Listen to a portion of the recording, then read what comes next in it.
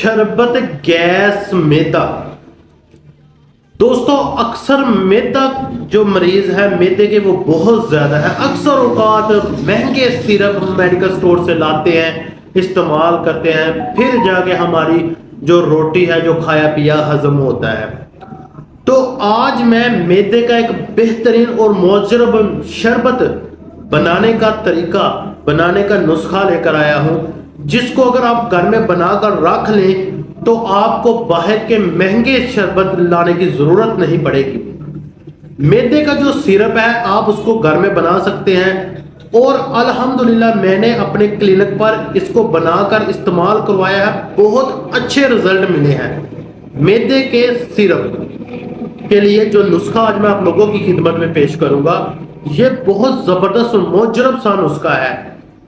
खासकर बदहजमी, मैदे में तेजाबियत, गैस, मैदे में बहुत ज्यादा दर्द या घबराहट बहुत ज्यादा है, जैसे मैदे में हीटर लगा हो, हीट बहुत ज्यादा हो चुकी हो, इस सिरप के इस्तेमाल से आपके मैदे में ठंडक पैदा होगी, मैदा कूल हो जाएगा, बदहजमी, गैस, वॉमिटिंग वगैरह, ये सिरप के इस्तेमाल से सारे मसले सेट हो जाएंगे। खासकर जो मैदे के हैं, आंतों में जो इन्फेक्शन है उसको खत्म करेगा, मैदे की नाली में जो इन्फेक्शन है, जो वर्म हो चुका है, इसको खत्म करेगा।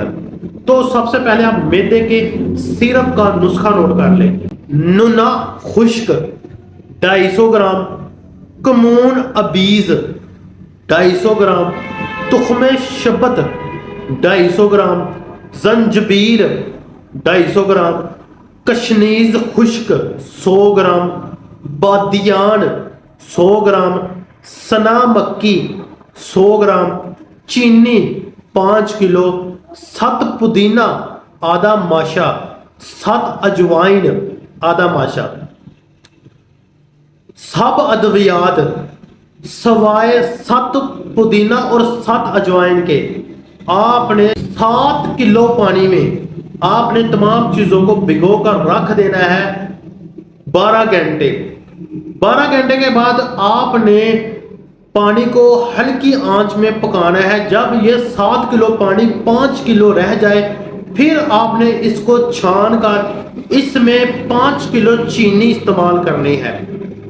जब आपने चीनी इस्तेमाल करनी है तो ये एक कुआम की शक्ल बन जाएगा, गाढ़ा होना शुरू हो जाएगा। बाद में जब अपने गाढ़ा हो जाएगा, सिरप की शक्ल अख्तियार कर लेगा, फिर आपने इसको ठंडा करके फिर आपने इसमें 7 पुदीना और 7 अजवाइन डाल के कम